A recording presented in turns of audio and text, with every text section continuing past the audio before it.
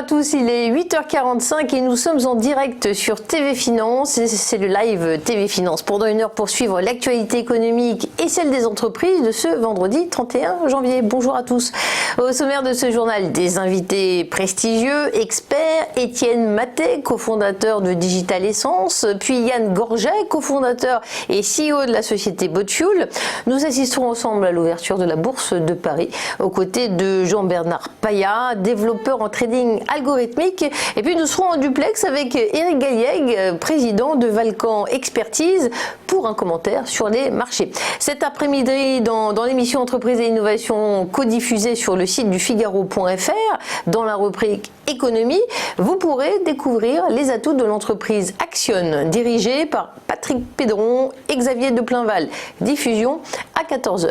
Mais pour commencer, quelques news économiques. Après plus de 3 ans de déchirement, le Brexit se concrétise. Eh bien, le Royaume-Uni devient aujourd'hui le premier pays à quitter l'Union européenne. Ce 31 janvier marque la fin d'une relation, certes tumultueuse, mais longue, de 47 ans. Jusqu'au 31 décembre 2020, même s'il n'aura plus voix au chapitre, le Royaume-Uni continuera d'appliquer les règles de l'Union européenne. Les discussions sur la future relation commerciale s'annoncent ardues. Les négociations officielles vont commencer en mars. Et les membres de l'Union européenne seront-ils assez unis pour défendre leurs intérêts face au Royaume-Uni pendant ces 11 mois de négociations? C'est toute la question.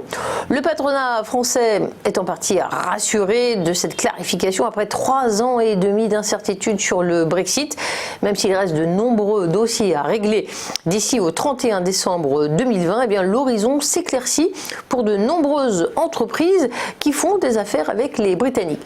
Le Brexit n'imposera aucune nouvelle formalité, en tout cas aux touristes qui entreront ou sortiront du Royaume-Uni en 2020. Une carte d'identité en cours de validité suffira. Aucun visa ne sera exigé pour le moment. Coronavirus, l'OMS décrète l'urgence de santé publique de portée internationale s'agissant du 2019 N coronavirus. Le directeur général de l'Organisation mondiale de la santé a déclaré: notre plus grande préoccupation est la possibilité que le virus se propage dans des pays dont les systèmes de santé sont plus faibles. Il ne s'agit pas d'un vote de défiance à l'égard de la Chine. Le coronavirus a contaminé d'ores et déjà 7834 personnes, dont 99% en Chine, pour 170 décès selon l'organisation. Édouard Philippe confie au journal Paris-Normandie qu'il sera candidat tête de liste au Havre. Élu sur place pour la première fois en 2001, le Premier ministre Édouard Philippe a prévu de démissionner immédiatement de son poste d'édile au Havre s'il gagne la mairie du Havre pour laisser le conseil municipal se choisir un nouveau représentant jusqu'au jour où sa mission s'achèvera à Matignon. Par ailleurs, à l'issue d'une conférence sur le système de retraite avec les partenaires sociaux, le Premier ministre a déclaré qu'il avait bon espoir de trouver un compromis. Leur prochaine réunion traitera des sujets de pénibilité, départ progressif, transition et petite pension garantie.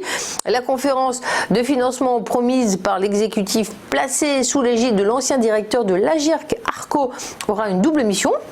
D'abord, proposer des mesures qui permettront au système actuel, tel qu'il fonctionne, de revenir à l'équilibre à l'horizon 2027 et également formuler des recommandations sur la gestion financière du futur système universel.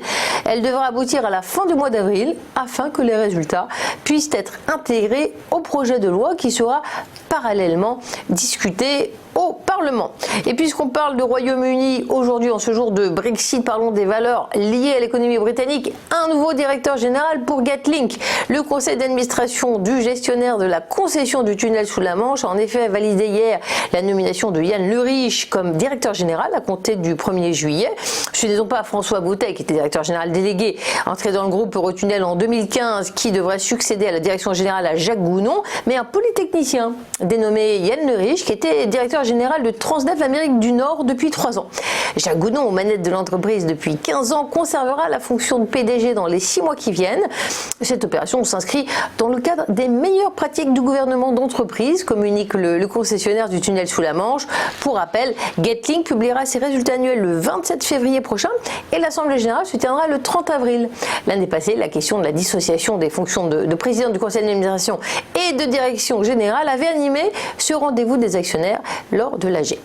Retour maintenant à la bourse de Paris. En préouverture, on va se poser la question comment ça se passe sur les marchés après une journée qui a fini sur une stabilité hier. On est sur une tendance extrêmement timide, un CAC 40 en préouverture moins 0,14%.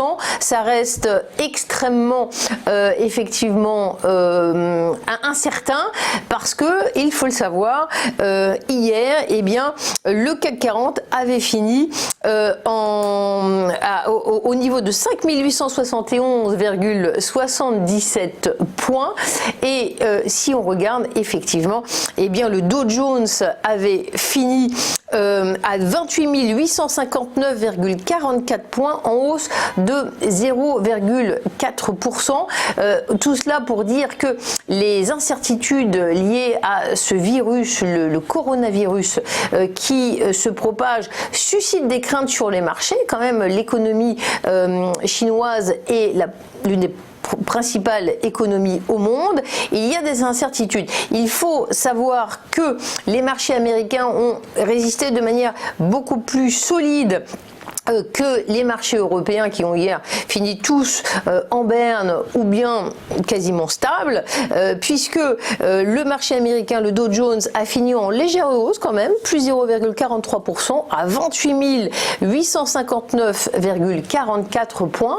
Et puis, si on regarde le Nasdaq, hausse également, plus 0,26%. Tout ça, ça résiste à 9 298,93 points. Et puis ce matin, le Nikkei, lui, reste stable, 22 977,75 points. De quoi s'agit-il? Il y a quand même une sorte de soulagement du côté de Tokyo, puisque l'Organisation mondiale de la santé, quand même, a fait savoir qu'elle n'interdit pas la liberté de circulation du côté de la Chine, ce qui donne un petit espoir sur la manière dont peut être endiguée cette épidémie de coronavirus qui est craint.